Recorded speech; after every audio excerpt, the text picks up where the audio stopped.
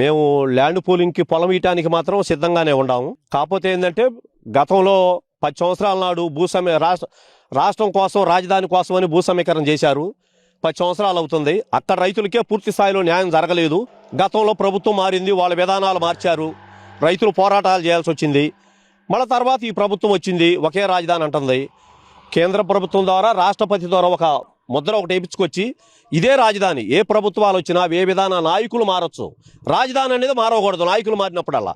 అట్లా మారకుండా ఒక చట్టం ఒకటి తీసుకొచ్చి ఇక్కడ తీసుకొస్తే మేము దానికి ఈయటానికి సిద్ధంగానే ఉన్నాం.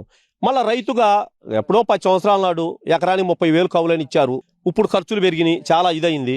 మేము ఖర్చు కూడా ఇప్పుడు ఇచ్చే 50,000 ఇవ్వాలని కోరుకుంటున్నాము. మళ్ళీ మా గ్రామంలో భూ సమీకరణ ద్వారా మా పొలాలు తీసుకుంటే మా గ్రామానికి సంబంధించి ఎక్కడ మాకు ఇచ్చే డెవలప్ చేసే ప్లాట్లు ఎక్కడ ఇస్తారు ముందు చెప్పాలి. ఆ ప్లాట్లు సంవత్సరంలోనా 2 సంవత్సరం ఏ కాలంలో డెవలప్ చేస్తారు?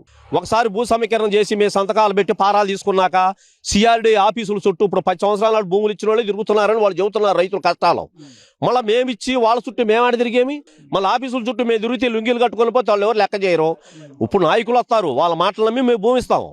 తర్వాత భూమి తీసుకున్నాక ఆఫీసుల దగ్గర పోతే వాళ్ళు లెక్క చేయరు. అవన్నీ లేకుండా మాకు మా గ్రామంలోనే మేము సమస్యలు లేవనెత్తిన వాటికి ఇక్కడే పరిష్కారం చేసి తీసుకోండి. డెవలప్లు మేము వ్యతిరేకించట్లా. రాజధాని కావాలి, రాజధాని విస్తరణ కావాలి, అన్ని సదుపాయాలు ఉంటేనే రాజధాని డెవలప్ అయ్యిద్ది, కాదంటలా. ఆ పరిధిలో రైతులు భూములు తీసుకుంటున్నారు, తప్పులేదు. తీసుకున్నప్పుడు రాజధానికి మేము ఎట్లా భూములు ఇస్తున్నామో తీసుకున్న రైతు కూడా బాధపడకూడదు కదా.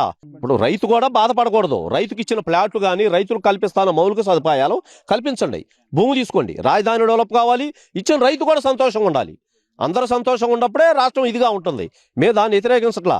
రెండోసారి తీసుకొని పోయేటప్పుడు రైతుల దగ్గర ఆ సమస్యలు ఫస్ట్సారి వచ్చినాయి, రెండోసారి గ్రామాల్లో ఆ సమస్యలు రాకుండా ముందే పరిష్కరించి రైతులకు ఇబ్బంది లేకుండా తీసుకోమని కోరుకుంటున్నాం.